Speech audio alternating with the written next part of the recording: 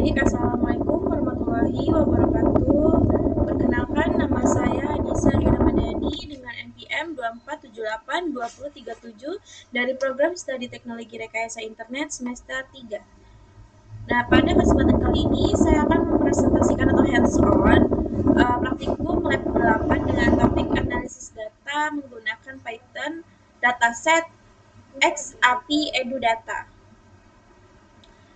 Nah, secara umum analisis ini tuh bertujuan untuk memahami data pendidikan siswa melalui beberapa tahapan utama, yaitu persiapan dan pemahaman data, pembersihan data, analisis statis, deskripsi, kemudian analisis hubungan antar variabel, kemudian serta visualisasi dan interpretasi hasil. Nah, tahap yang pertama itu dia persiapan dan pemahaman data. Nah, langkah yang pertama yang dilakukan adalah persiapan datanya nih. Saya menggunakan Pandas, Matplotlib, dan Seaborn. Nah, Pandas itu tuh untuk membaca dan mengolah data dalam bentuk tabel. Matplotlib, Pyplot, dan Seaborn itu untuk menampilkan berbagai jenis visualisasi data. Nah, selanjutnya kita akan melakukan pengaturan tampilan visualisasi agar grafik terlihat lebih rapi menggunakan gaya white bright dan menentukan ukuran gambar yang sesuai. Nah, kemudian kita mengunggah dataset menggunakan fitur file upload. Nah, di sini kalau sudah berhasil diunggah, dataset itu akan dibaca menggunakan PDRed ini nih, dan disimpan dalam variabel df. Nah, kita menampilkan ukuran dataset itu dengan df shape.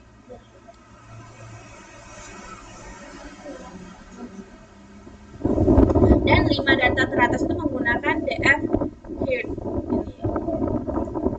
Nah, langkah ini itu tuh untuk membantu kita mengenali struktur awal data seperti jumlah baris, kolom, dan jenis informasi yang tersedia.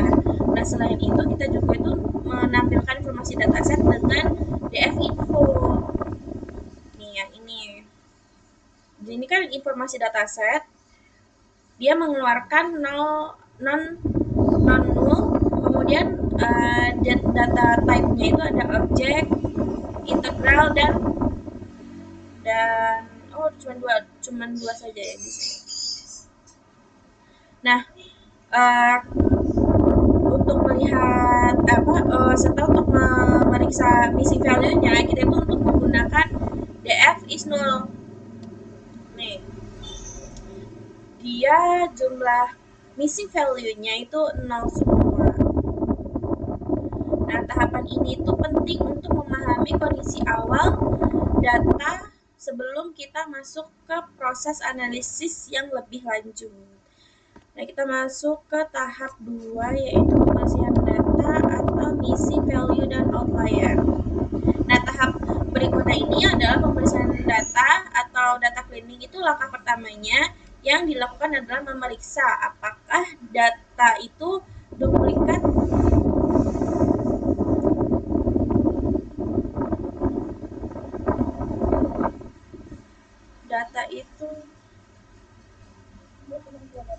data itu duplikat menggunakan df duplikat ini. Nah, di sini kan dia mengeluarkan jumlah duplikatnya kan 2.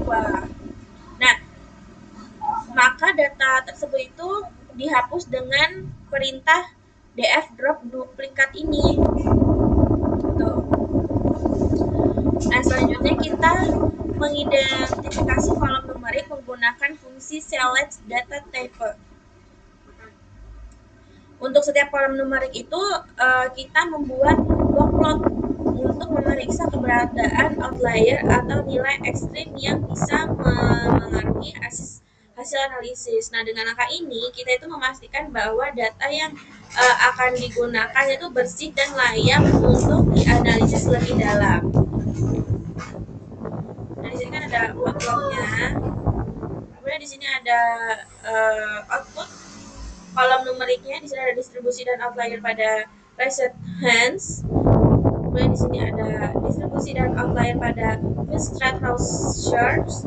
Kemudian di sini juga ada distribusi dan outlier pada Anonymous view.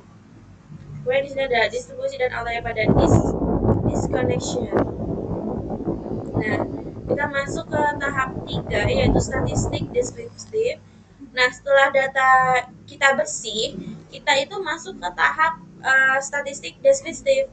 Nah, pada tahap ini kita itu menggunakan DF describe ini untuk menampilkan ukuran-ukuran statistik seperti nilai rata-rata, nilai maksimum, minimum, serta standar deviasi dari masing-masing kolom numerik. Selain itu, kita juga itu melihat persebaran nilai pada kolom-kolom kategorikal menggunakan value connotes ini. Dia kan ada statistik deskripsinya nih. Dia itu menunjukkan nilai unik tiap kolom kategorikal, gendernya, kemudian name-nya, nationality-nya di sini lengkap. Nih.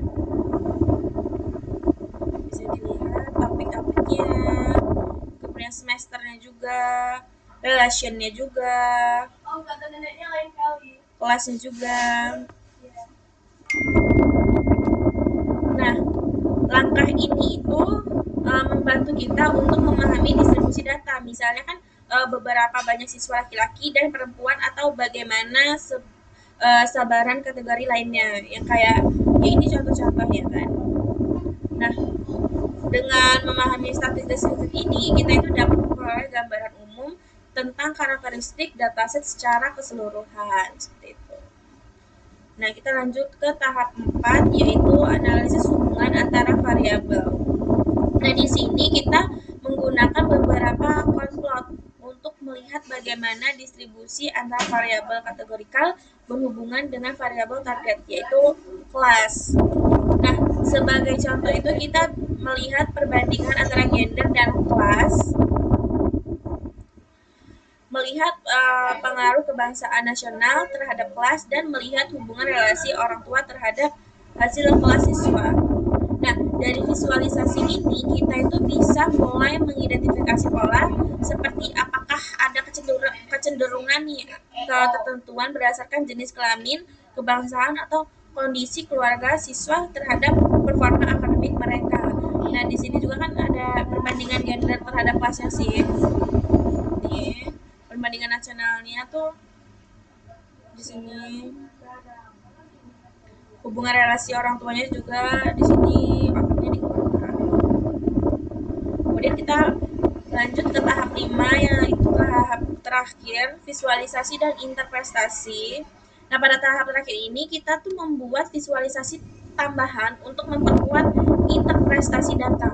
Nah, yang pertama kita itu menampilkan histogram distribusi hari ketidakhadiran siswa untuk melihat sebaran kategori absensi menggunakan ini SNS heat plot student absent days.